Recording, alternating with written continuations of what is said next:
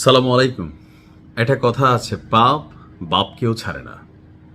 টাকার জন্য পৃথিবীর প্রত্যেকটা মানুষের ছোটে, কিন্তু কিছু টাকা, যেই টাকাগুলোর মধ্যে মানুষের রক্ত মিশ্রিত আছে। কিছু টাকা আছে যেগুলোর মধ্যে মানুষের আহা মিশ্রিত আছে। কিছু টাকা আছে যে টাকাগুলো উপার্জনের জন্য আপনি একজন ভালো মানুষকে অপরাধী বানিয়ে দিচ্ছেন, একজন মানুষের ব্যবসা প্রতিষ্ঠান আপনি শেষ করে দিচ্ছেন, একজন মানুষকে মিথ্যা মামলায় ক্রসফায়ার দিয়ে আপনি রাজনৈতিক উদ্দেশ্যকে বাস্তবায়ন করছেন। এই ধরনের আহামূলক যে মামলাগুলো আছে বা যে অর্থ আছে, এটা আপনার জন্য কাল হয়ে দাঁড়াবে। দর্শক, ইতিমধ্যে আপনারা সকলে জানেন যে একসময় বাংলাদেশে একজন মন্ত্রী এমপি, শুধুমাত্র প্রধানমন্ত্রীর পরে যদি কোনো ব্যক্তি ছিল, সে ছিল সাবেক পুলিশের IGP Benazir Ahmed. Billions of টাকা মালিক, বিদেশে ব্যবসা বাণিজ্য অনেক কিছুই তার ছিল। তো আওয়ামী লীগ সরকার পতনের একদম প্রথম একটা ধাপ কিন্তু হচ্ছে এই বেনজিরকে নিয়ে বেশ কিছু প্রতিবেদন কালের কণ্ঠ পত্রিকা যখন প্রকাশ করা শুরু করলো। এরপর আমরা শুনলাম সে দেশ ছেড়ে পালিয়েছে, বাট পরবর্তী সময় জানলাম দেশে আছে। যাই হোক, সর্বশেষ তার অবস্থান ছিল দুবাইয়ে। আজকে দুবাইয়ে পুলিশের এই সাবেক আইজিপি বেনজির আহমেদকে গ্রেপ্তার করা হয়েছে। তো কিভাবে গ্রেপ্তার করা হলো, এটা কিভাবে সম্ভব হলো?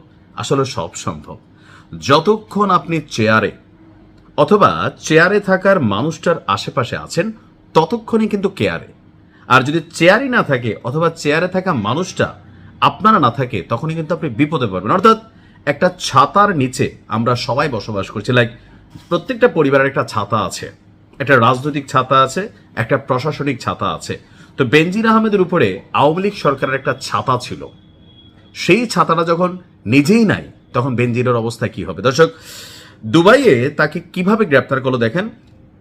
সরকার ক্ষমতায় আসার আগেই, সম্ভবত অন্তর্বর্তী সরকারের সময় থেকে কিছু অ্যাক্টিভিটিস চলছিল, আর বিএনপি সরকার ক্ষমতায় আসার পরে দুবাইয়ে বেনজির আহমেদের অবস্থান মানে কনফার্ম হওয়ার পর রাষ্ট্রের পক্ষ থেকে দুবাই পুলিশের কাছে একটা চিঠি পাঠানো হয়। আপনারা অনেকে জানেন ইন্টারপোল অর্থাৎ ইন্টারন্যাশনাল পুলিশ। তো ইন্টারপোলের একজন সদস্য কিন্তু বাংলাদেশও সদস্য রাষ্ট্র হিসাবে তারা দুবাইয়ের কাছে সহযোগিতা চেয়েছে, যেমনটি করে আওয়ামী লীগ সরকার ক্ষমতায় থাকতে অনেককে বিদেশ থেকে গ্রেপ্তার করে নিয়ে আসছিল। তো তদ্রূপ সেই মুহূর্তে আপনার দুবাইয়ে অবস্থান করা বেনজিরকে মানে গ্রেপ্তার করে বাংলাদেশে ফিরিয়ে আনার জন্য সরকারের পক্ষ থেকে চিঠি ছিল দুবাই সরকারের কাছে।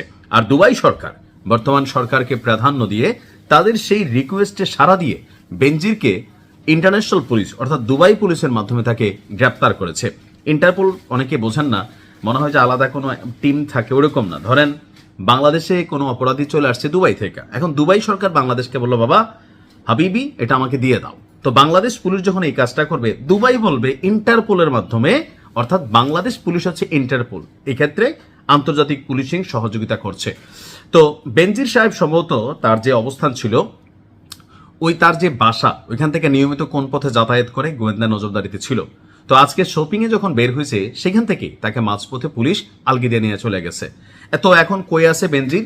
বেনজির এই মুহূর্তে, আর অনেকে বলছেন এটা ভুয়া কিনা, না, আপনার আমরা যতদূর দেখছি যে স্বরাষ্ট্রমন্ত্রী থেকে শুরু করে আমাদের পুলিশের যে বিভিন্ন মন্ত্রণালয়, সেখান থেকে কিন্তু এটা কনফার্মেশন দেওয়া হয়েছে। আর দুবাই পুলিশ কর্তৃক আপনার গ্রেপ্তার করা হয়েছে। বর্তমান সরকার দায়িত্ব গ্রহণের পর দুর্নীতির মামলায় অভিযুক্ত পুলিশের সাবেক আইজিপি বেনজির আহমেদকে গ্রেপ্তারের জন্য ঢাকার পুলিশ হেডকোয়ার্টার্স ইন্টারপোলের ন্যাশনাল সেন্ট্রাল ব্যুরো অর্থাৎ সেইখানে আবেদন করেছিল। আর এটা ডক্টর ইউনূসের আমলেই কার্যকর হয়েছে। অর্থাৎ 2025 সালের 11 এপ্রিল এই আবেদনটা পাঠানো হয়েছিল তৎকালীন সরকারের পক্ষ থেকে, আর এটা মনিটরিং করেছিল বিএনপি সরকার। তো 2025 সালে ইন্টারপোল আপনার বেনজিরের বিরুদ্ধে রেড নোটিশ জারি করে। উক্ত রেড নোটিশের মাধ্যমে ইন্টারপোল সংযুক্ত আরব আমিরাতের স্বরাষ্ট্র মন্ত্রণালয়কে গ্রেপ্তারের জন্য অনুরোধ করে, এরপর তাকে সেখান থেকে গ্রেপ্তার করা হয়। তো এই মুহূর্তে সর্বশেষ স্টেটাস কি বলা হচ্ছে যে সংযুক্ত আরব আমিরাত তারা বলছে যে আগামী 30 দিনের মধ্যে কূটনৈতিক চ্যানেলের মাধ্যমে আনুষ্ঠানিক এক্সট্রাডিশন রিকোয়েস্ট অর্থাৎ প্রত্যর্পণের আবেদন যেটা সেটা প্রেরণ করতে হবে। বেনজির আহমেদের বিরুদ্ধে দুর্নীতি প্রতিরোধ আইন এবং বাংলাদেশ পাসপোর্ট আইনে মামলা বিচারাধীন রয়েছে। উক্ত বিষয়ে পুলিশ ইন্টারপোলের চ্যানেলের মাধ্যমে বিদেশি কর্তৃপক্ষের সঙ্গে যোগাযোগ এবং গ্রেফতার পরবর্তী ফলো আপ কার্যক্রম সম্পন্ন করছে। সবকিছু ঠিকঠাক থাকলে আগামী 30 থেকে 35 দিনের মধ্যে বেনজির বাংলাদেশে আসবে। তারপর বাকিটা কি হবে সেটা আমরা কিছুটা আইডিয়াই করতে পারছি। তো মুদ্রা কথা হচ্ছে আর কি ভাই, টাকা তো সবারই দরকার, কিন্তু যেই টাকায় মানুষের রক্ত এটা মিশা থাকে, এই টাকা কখনোই আপনার জন্য শান্তি নিয়ে আসবে না। অন্যকে ধ্বংস কইরা, অন্যকে শেষ কইরা আপনি নিজে অ্যাশ করবেন বউ বাচ্চা নিয়ে, ভাই এটা আসলে কখনোই সম্ভব না।